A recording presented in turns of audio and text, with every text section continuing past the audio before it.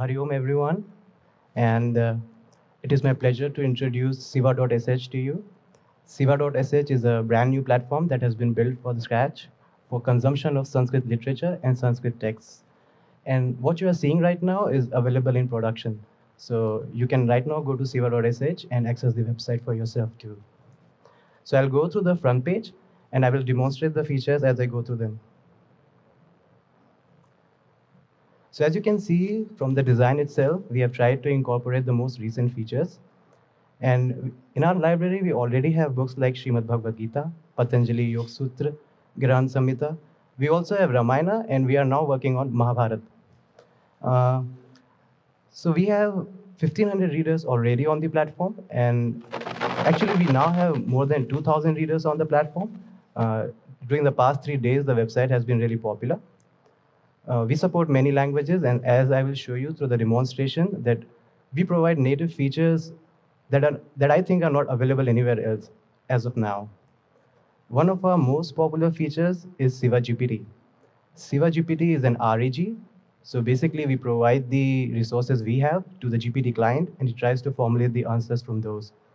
I will demonstrate Siva GPT now.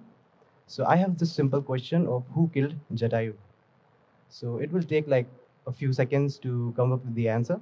So meanwhile, we can continue with the demonstration. So we want to provide a platform where reading scriptures is fun. It's easy and it makes you want to learn scriptures much more. So I'm gonna show you a sample from Arjun Vishad Yoga. So as you can see, I have enabled multiple languages here. We already have a translation, user-generated translation in Hindi. We also provide machine translations in Russian, in Tamil, in Bengali, and I can also change language from here. So maybe let's say Kannada. And as you will see, it will fetch the Google translation in place for the Kannada language too. You can also customize the interface per your requirements. So maybe if you don't want the chapter list, you can remove it. If you want to increase the text, you can also do that. You can also switch the context. If maybe you are unable to read Sanskrit, you can directly read the transliteration.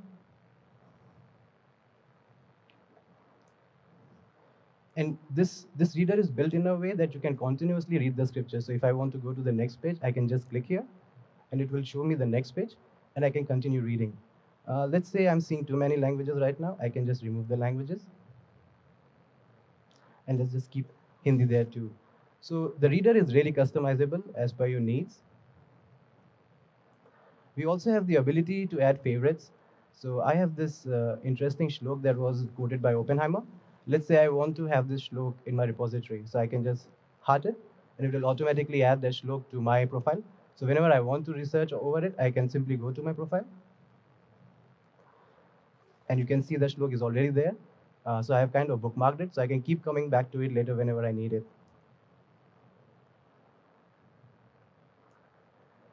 So we have what we call state-of-the-art semantic search.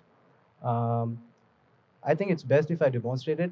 Let's say I want to find the appearance of Rama. So as you can see, it is not looking for the keywords. It is actually searching the shlok where the appearance of Rama has been described. It is doing that through vector search. We use TextAda 002 for embedding models. And as you can see, we have all the places where the appearance of Prabhu Ram has been described. I can also facet the search. So basically, like if I want just the answers from Balkand, I can do that too. So it will now only focus the answers from the Balkand part of Ramayana.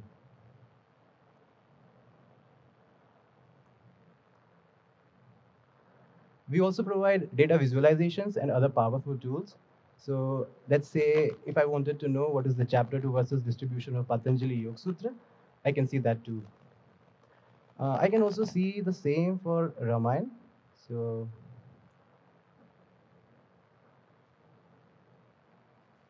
I can see like Ayodhya Kand has more verses than most of them. Then I can go inside Balakand. Then I can also see like the verses distribution inside Balakand. And when I go in further, I can start reading the scriptures right away and then continue my research after that.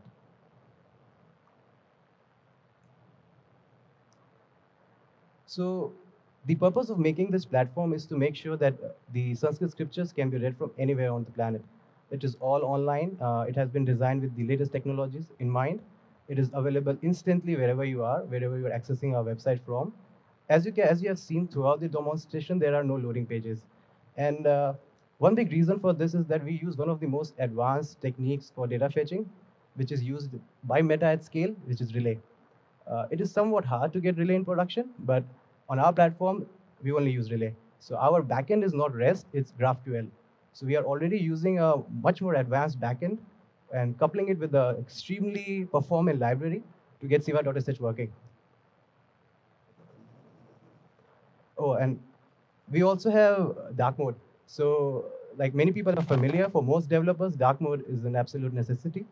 So I can simply turn on the dark mode. So now I can read the scriptures at night or whenever I want, and it wouldn't like bother me at all. So personally, I use dark mode everywhere. So I had to have it. Let me just switch it off. So we use Next.js for this website. To those who are aware of the React technologies, Next.js is as advanced as it gets. And we are using the Next.js 14, which is basically comes with App Router. So in short, we are using bleeding edge technologies to make this platform. It is used by the Washington Post and all sorts of websites. And it is, I think, by far one of the most performant web frameworks available right now. So our platform is multilingual.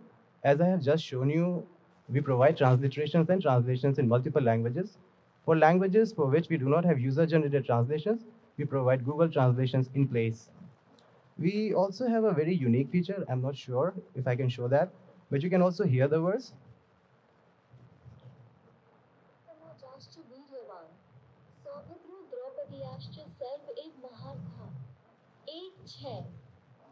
So you can do this for all Sanskrit verses that we have on our platform. Someone like me who is trying to first understand the pronunciation, I find it really, really helpful when I'm trying to learn Sanskrit.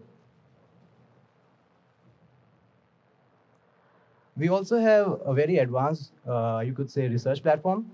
We use MarkDoc. MarkDoc was developed by Stripe. Stripe is one of the largest payment providers in the world. And MarkDoc authoring system is available in production in our platform. And I'll show you an example of what we are doing with it. So this is a research that was done by a person at Banaras Hindu University. And this is the Shiv Tandav Stotram. In it, he describes like who might have written the Shiv Tandav Stotram or if we can attribute to Ravana. But as you can see, it is multilingual in the sense that there are parts of it that are in English and then parts of it that are in Devanagari. So we have digitized it on our platform. Now when you see it, we have replaced those parts that were in Sanskrit before or in Devanagari into English. But what if you wanted to see them in Devanagari again? So it's pretty simple. You can choose Hindi. And it will change the proper nouns in place to Hindi. So this technology is also very unique to us. It is not available anywhere else. And once again, you can change the text. You also see a timeline. This is a pro feature. It is only available to editors. So we basically have a knowledge of what is happening to the system as it is happening to the system. Another thing that makes this platform really unique is in-context visual editor. I will show this editor in more details on the verses. It is a proprietary tech. Uh, I don't think it's used in many places, but it is one of the most advanced ways of editing scriptures and adding scriptures. So we call our design system Vishwakarma design system. Our intention is to be on every platform, whether be it AR, VR, or mobile platforms. Right now, we have a very performant website.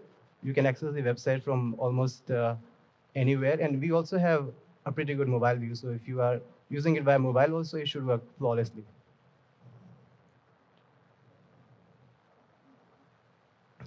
So I've already demonstrated the search. Now let's see the answer CYGPT has come up with for who killed Jatayu. So this answer was formulated by GPT-4 using the information it has in our system. And I generally find that the answers CYGPT generates are way more accurate, and they have a lot of information that generally the ChatGPT client misses.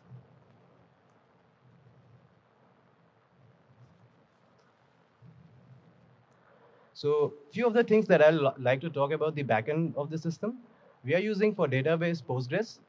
And Postgres is hosted via Superbase. We are using AWS technologies to host our database. It is edge friendly. We are also using a lot of serverless technologies to make sure that our APIs are really performant. As you can see, like even when I switch pages, there will be no lag. It's like as fast as it gets. And now I would like to briefly demonstrate the editor that we have. So this is what we call an in-context visual editor. Right now, what we are seeing is a shadow copy of the website, which we use for development. So as you can see, the in-context editor knows that if you are inside Bhagavad Gita, it is probably the book where you're trying to add the verses. So a lot of information is abstracted away from you.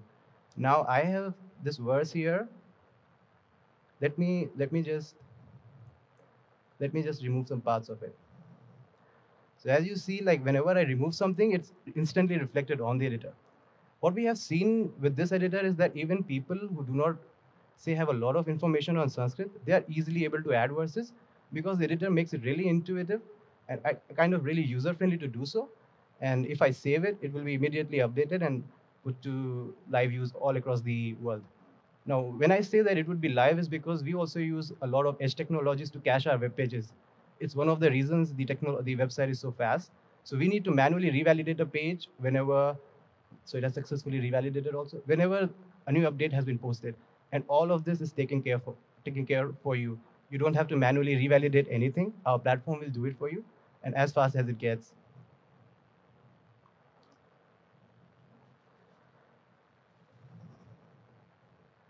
So I think my time is up now. And if there are any questions, I'll be happy to take them.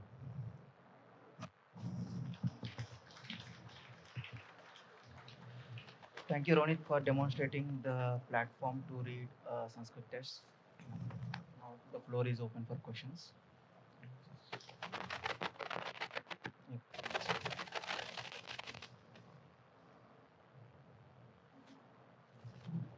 So thank you, very good work. So the GPT, the Shiva GPT that you are using, uh, so how have you built it? I mean, if it's not a trade secret or if it's not a thing, I mean, just want to know. So for the search technology, we are using a cloud provider called TypeSense. In TypeSense, you have the option to vectorize a particular field. In our case, when I was architecting the system, I knew like we had to have English translations because it has taken me 3 years to make this. And at that time, Google was not doing Sanskrit to English translations like that. So since you already have the English translation, we vectorize that data. And when you are searching it through our search, we have some trade secrets there, but it is able to find out like the kind of searches you want to do, the kind of verses you are looking for. And once our GPT client has the access to the verses what you are looking for, it can formulate a much better answer. So it is called retrieval augmented generation. So basically, we provided the verses where we think the answer lies. GPT client looks at it. The GPT client also has a lot of worldly knowledge about what things are. And sometimes it will reject the references also. So if I put in a query that is not correct, and I'm not sure that, so it will reject the references and not answer from the references at all. So it is pretty advanced. Right, right. So this is probably building to the next step of our own Sanskrit chat GPT, right? So It is coming. Yeah. Internally, this is version 3. And with version 4, I'm planning to add all the features that I'm seeing in the symposium today. And more advanced features will come soon. Thank you very much. Great work. Great work. Thank you.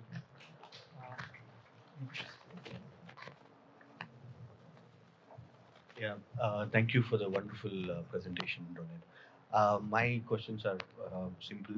One, you just removed some part of the text. Yeah. So if I do as a user by mistake, uh, how to back it up? Is there any undo Yeah, option so or there's a version? yeah, there's a strong auditing all over the system. Any change you make, we know which change you have made. So I'll go to my profile because I recently updated something. So as you can see on my timeline, I can see the changes I'm making to the system. So nothing escapes like the auditing trail. And if you have made a change that we do not like, we'll restore the change and probably inform you that don't do this. Okay, great. And one more suggestion is when you said for the who doesn't know how to pronounce the words Yeah. properly, you have enabled that voice. Google text to speech, yeah. Google text to speech, but it is Yeah. not as accurate as it It's it not- should be. Yeah, state of the art. Yeah. So how? I mean, So Do you have any other plans for that to upgrade? I'm actively, like, I really love technology, so I'm actively seeking technologies that are better. So I'm well aware of the Whisper technology that OpenAI has, and they claim it's better than what we have at Google. And the entire interface is abstract, so we use all the programming principles per se to make sure that when we need to replace like a sub module with another module, it's also really seamless. So if tomorrow it happens that the Whisper client is really good at pronouncing Sanskrit, you will see it in our platform on day one. Yeah.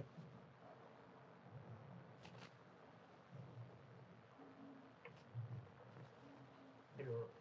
If I input some Sanskrit text in your system, can I ask the question, show me all the places where Krishna is mentioned? But I don't want the Krishna black color, yes? I want Krishna. So when you like do a search, I think we can do the search right now also. So what it will try to do is try to find out where Krishna is mentioned exactly, which we call keyword search. After that, it will try to analyze whether you're looking for the god or whether you're looking for the color. But the keyword, I mean, is it, are the two keywords different for So Krishna? if you mean to ask, like, are we also indexing the Sanskrit data? We are.